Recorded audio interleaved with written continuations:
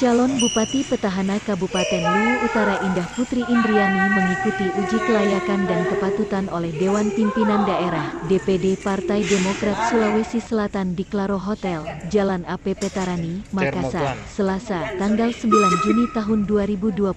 Fit and Proper Test tidak hanya untuk menguji kemampuan calon dari sisi visi dan visinya, tapi juga kesiapan dan keseriusannya menghadapi Pilkada 2020. Sebab Pilkada kali ini akan berlangsung dalam situasi pandemi COVID-19. Indah mengakui jika dirinya saat ini intens melakukan komunikasi dengan sejumlah partai termasuk Demokrat untuk mendukung langkahnya memimpin kabupaten termuda di Sulsel. Indah juga menyebutkan jika saat ini dirinya telah memegang 3 surat dukungan yaitu dari Partai Golkar, P3 dan Hanura.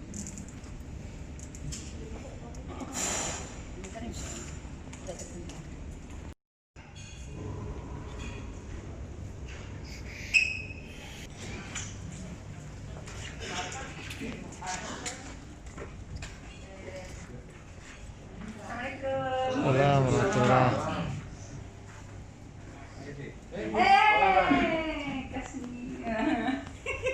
Selamat datang.